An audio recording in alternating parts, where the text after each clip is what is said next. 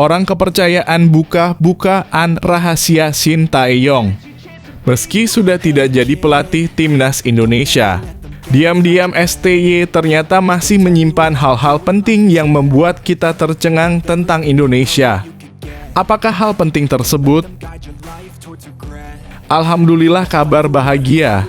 Update ranking FIFA Timnas Indonesia hari ini, skuad Garuda resmi dekati Thailand. Top Marco Top, menggebrak Asia bikin Irak dan Arab Saudi auto ketar-ketir. Kapten Timnas Indonesia J. Itzes jadi back termahal di saat.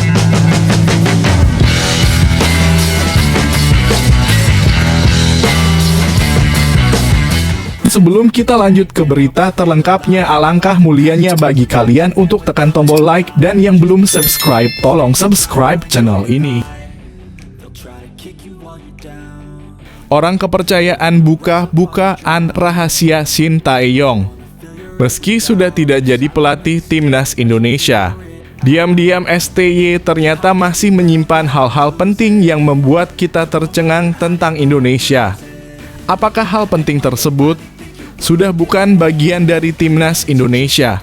Orang kepercayaan buka-bukaan rahasia Shin Tae-yong dan kenangan akan tim Garuda sebagaimana diketahui. Publik dihebohkan atas pemecatan Shin Tae-yong dari kursi pelatih timnas Indonesia pada awal tahun 2025.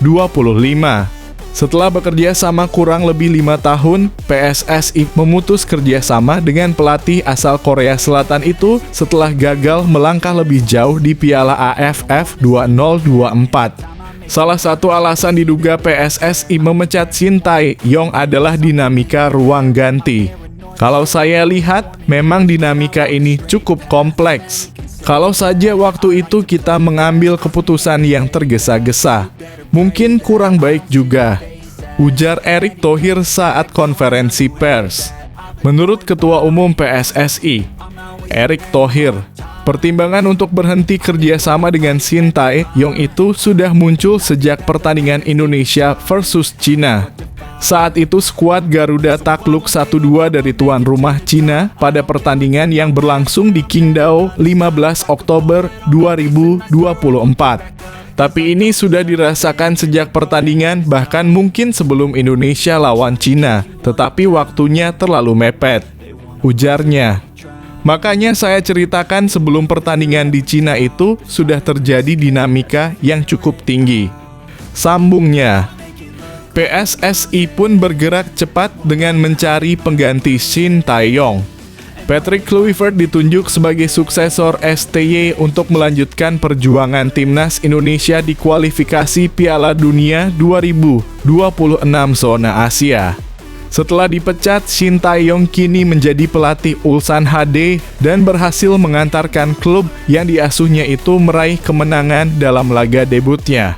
Mantan pelatih timnas Indonesia itu memberikan hasil positif bagi Ulsan dengan meraih kemenangan 1-0 atas Jeju SKFC pada pekan ke-25 K-League 1 Sabtu (9 Agustus 2025). Hasil positif disambut hangat oleh para supporter di Korea Selatan dan Indonesia lantaran membawa tim Ulsan HD berhasil memutus tren buruk yang sebelumnya gagal menang dalam 11 pertandingan terakhir. Di sisi lain, orang kepercayaan Shin Tae-yong sekaligus mantan penerjemahnya saat di timnas Indonesia, Jeong Seok-soo, menunjukkan suatu bukti bahwa timnas Indonesia masih punya tempat di hati STY. Baru-baru ini pria yang disapa JJ itu tampak mengunjung rumah Shin Tae-yong di Korea Selatan. Pelatih bertangan dingin yang membawa timnas Indonesia lolos putaran ketiga kualifikasi Piala Dunia 2026 itu memperlihatkan ruangan kerjanya. Tampak ada banyak sekali penghargaan berupa piala dan medali di lemarinya yang tersimpan rapi. Penghargaan baik Shin Tae-yong masih menjadi pemain dan juga pelatih. Dengan bangga, STY memperlihatkan penghargaan top skor yang pernah diraih, Golden Ball, dan juga Hall of Fame K-League. Dua ini Golden Ball tahunan, lalu Golden Ball bulanan. Yang tahunan saat memenangkan juara, tuturnya dilansir dari kanal YouTube Jackpot.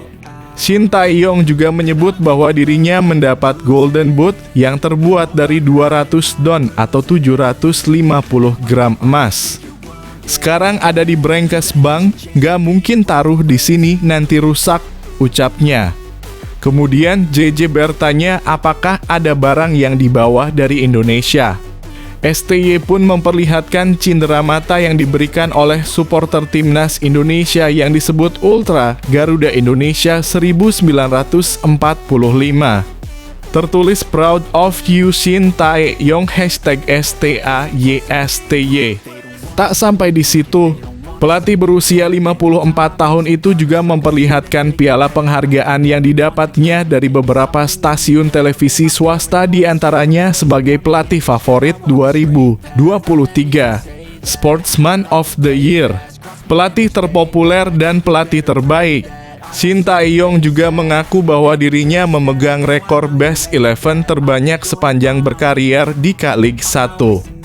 Saya dapat Best 11 9 kali, saya satu-satunya yang dapat 9 kali, orang berikutnya 6 kali, tuturnya kepada JJ dan rekannya.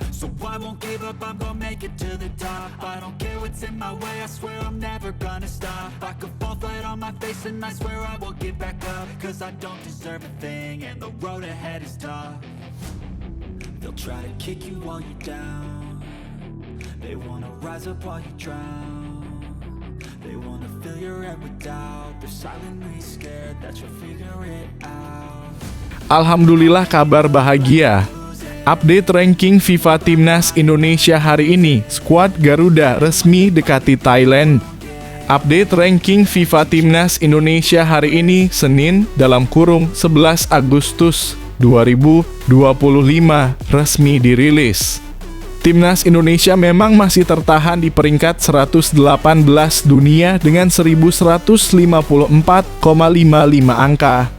Namun skuad Garuda mendekati Thailand karena sang rival di Asia Tenggara itu mengalami penurunan posisi. Skuad Gajah Perang julukan Timnas Thailand turun satu posisi dari peringkat 102 ke 103 dunia. Theraton Bunmatan dan kawan-kawan turun satu posisi karena disalip wakil Afrika, Tanzania. Tanzania naik posisi karena mendapatkan hasil positif di African Nations Championship 2025. Di 3 laga awal grup B, Tanzania selalu menang. Terbaru, tim yang bermain 0-0 dengan Timnas Indonesia dalam laga uji coba pada Juni 2024 itu menumbangkan Madagaskar 2-1. Jika terus mendapatkan poin di ajang African Nations Championship 2025, Tanzania berpotensi melesat ke peringkat 101 dunia yang kini ditempati Trinidad dan Tobago. Tanzania kini tertinggal 6 angka dari wakil CONCACAF tersebut. 1. African Nations Championship 2025 masuk perhitungan ranking FIFA. African Nations Championship 2025 bukanlah Piala Afrika pada umumnya. African Nations Championship 2025 merupakan turnamen khusus untuk pesepak bola lokal. Pesepak bola lokal yang dimaksud di sini adalah negara kontestan hanya diizinkan menggunakan pemain lokal yang berkompetisi di negara mereka, bukan mencomot pemain diaspora yang dimiliki. Adanya ajang ini menjadi berkah bagi pemain-pemain yang berkarier di dalam negeri. Sebab dalam kondisi normal, negara-negara Afrika biasa mengandalkan pemain yang berkarier di luar negeri.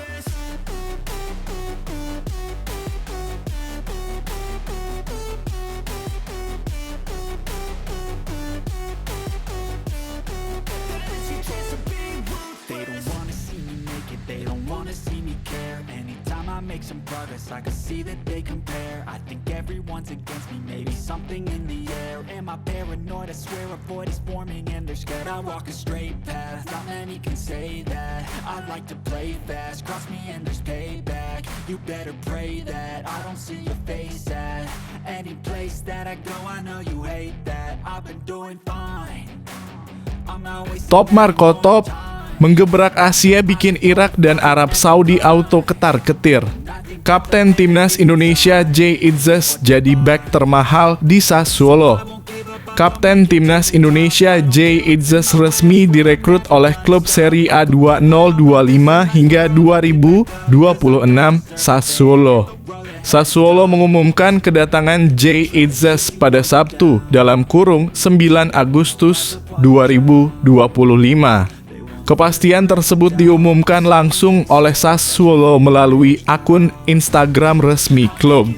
"Selamat datang Jay," tulis singkat Sassuolo. Sementara itu, Jay Itzes kini rupanya menjadi bek dengan nilai pasar tertinggi di Sassuolo. Dilansir dari Transfermarkt, nilai pasar Jay Itzes saat ini mencapai 130,36 miliar rupiah. Sassuolo sendiri kini memiliki 12 pemain di posisi bertahan termasuk Jay Itzes.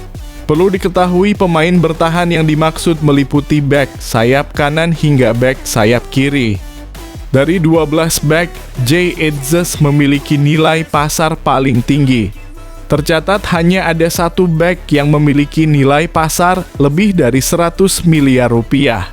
Sosok yang dimaksud yakni atas nama Tarik Muharmovic. Bek asal Bosnia itu kini memiliki nilai pasar sebesar 121,67 miliar rupiah. Jika melihat seluruh skuad Sassuolo, ada 5 pemain yang mempunyai nilai pasar lebih besar dari Jay Itzes. Rinciannya sebagai berikut: Ismail Kone gelandang tengah 156,43 miliar, Christian Thorsvedt gelandang serang 156,43 miliar, Armand Lauriente winger kiri 260,72 miliar, Domenico Berardi winger kanan 139,05 miliar, Andrea Pinamonti striker 260,72 miliar.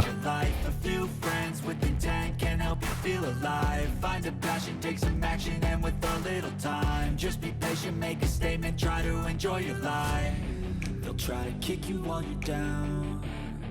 They wanna rise up while you drown. They wanna fill your head with doubt. They're silently scared that you'll figure it out. I'll make it look like I'm losing. Won't bother hiding my bruises. And when they finally think you're wounded, then it's your chance to be ruthless.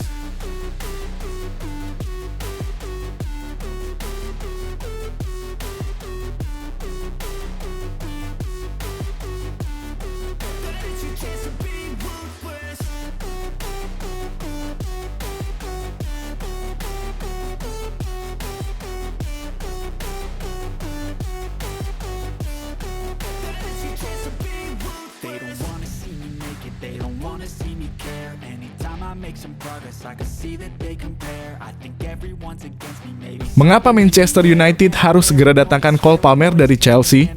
Manchester United tengah menghadapi tantangan besar untuk membangun skuad kompetitif musim depan. Di tengah opsi yang ada, nama Cole Palmer dari Chelsea patut jadi prioritas. Palmer, bintang muda Inggris yang sedang naik daun, tampil luar biasa sejak bergabung dari Manchester City. Ia mencetak 22 gol dan 11 assist di musim debutnya bersama Chelsea, kontribusi masif yang sulit diabaikan. Musim berikutnya ia kembali bersinar dengan 15 gol dan 8 assist, termasuk performa penting di laga besar seperti London Derby.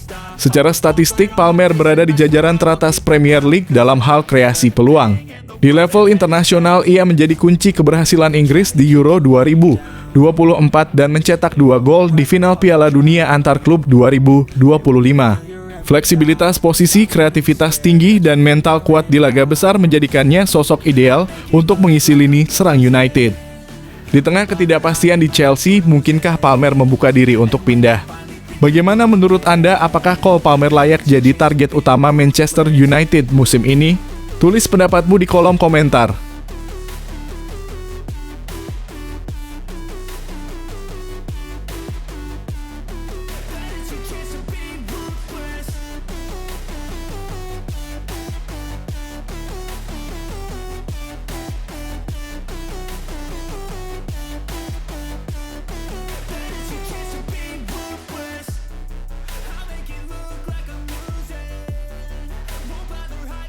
Bruno dan De Gea saling goda jelang laga Manchester United versus Fiorentina.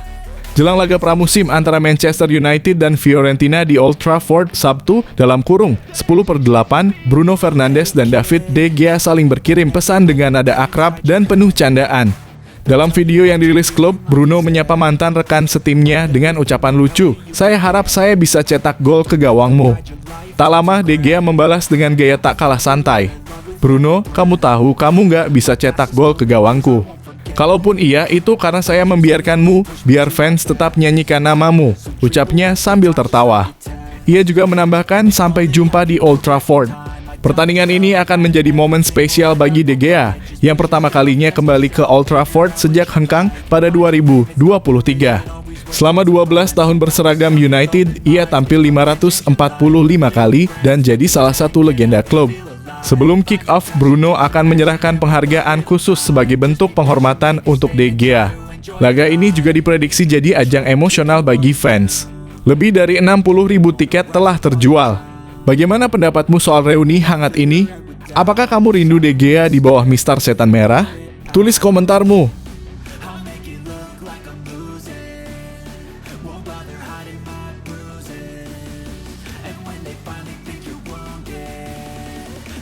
Chance to be ruthless.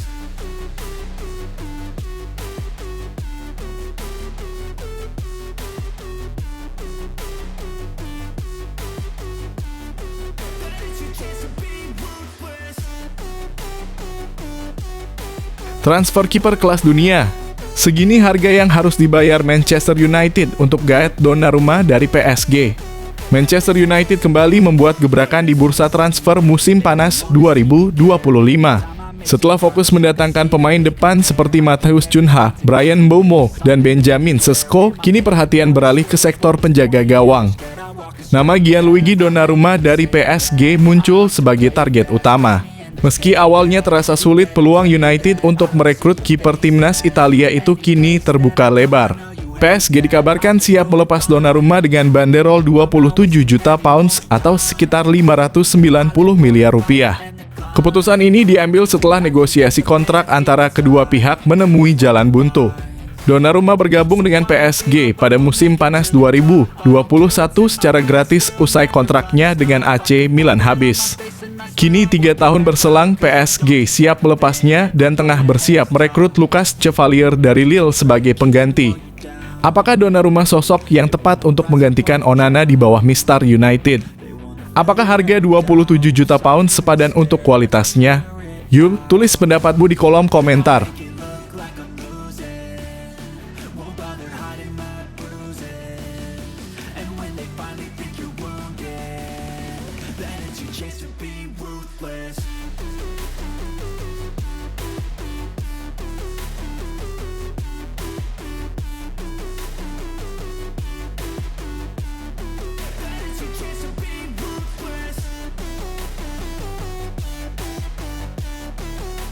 Meski terjepit finansial, Manchester United tetap nekat incarnya dua pemain ini. Manchester United masih membuka peluang belanja pemain musim panas ini, meski tengah menghadapi tekanan finansial cukup berat. Berkat langkah penghematan besar dari pemilik dan Sir Jim Ratcliffe termasuk pemangkasan gaji dan PHK staf Setan Merah berhasil menekan pengeluaran hingga sekitar 1,7 triliun rupiah dalam setahun. Bahkan United melaporkan laba operasi hampir 1 juta pada kuartal pertama 2025 berbalik dari kerugian tahun lalu. Di tengah situasi itu, United mengincar dua posisi penting, gelandang bertahan dan kiper. Carlos Balba dari Brighton jadi target utama untuk lini tengah berkat kegigihan, kecepatan, dan kemampuan menguasai bola yang cocok dengan gaya pelatih Ruben Amorim. Meski begitu, harga tinggi jadi tantangan karena Brighton jarang melepas pemain kuncinya dengan murah. Sementara untuk kiper, Emiliano Martinez dari Aston Villa masuk radar. Meski usianya 33 tahun, Martinez dinilai bisa meningkatkan kualitas bawah Mister. Kontrak jangka pendek pun menjadi opsi ideal bagi United. Menurut kamu, apakah dua pemain ini pilihan tepat bagi Man United di tengah tekanan finansial? Bagikan pendapatmu di kolom komentar.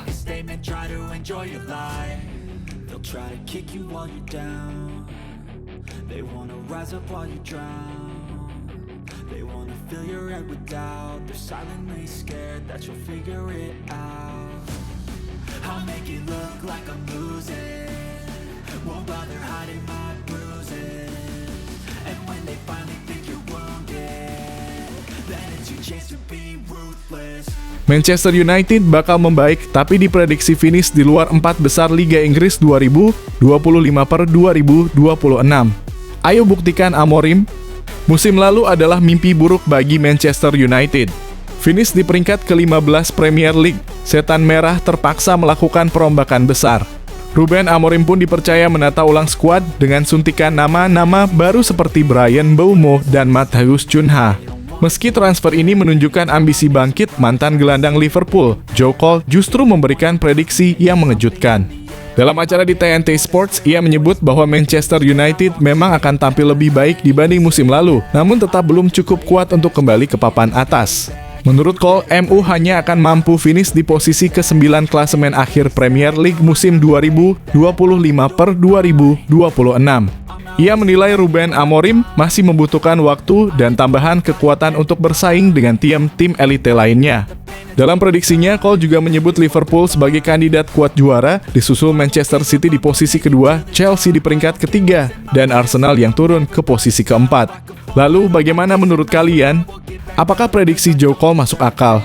Atau justru kalian yakin MU akan membalikan semua ekspektasi? Tulis komentar kalian di bawah. They wanna rise up while you drown, they wanna fill your head with doubt, they're silently scared that you'll figure it out.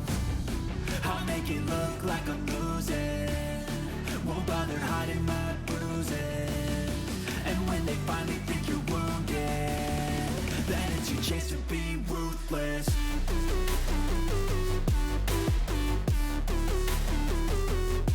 Tak tanggung-tanggung, reformasi lini serang Manchester United bernilai 4,5 triliun. Manchester United serius berbenah. Setelah musim lalu nyaris terpuruk di posisi ke-15 klasemen EPL, kini mereka bersiap menatap musim 2025 per 26 dengan wajah baru di lini depan. 3 nama besar berhasil didatangkan: Matheus Cunha, Bryan Mbeumo, dan Benjamin Sesko. Dari sisi performa, ketiganya tak main-main. Sesko, mesin gol asal Slovenia, diboyong dari RB Leipzig seharga total 74 juta. Ia mencetak 21 gol dan 6 assist musim lalu. Bryan Mbeumo, bintang Kamerun dari Brentford, mencetak 20 gol dan 8 assist hanya kalah dari Salah dan Isak. Sementara Cunha menyumbang 17 gol dan 6 assist untuk Wolves.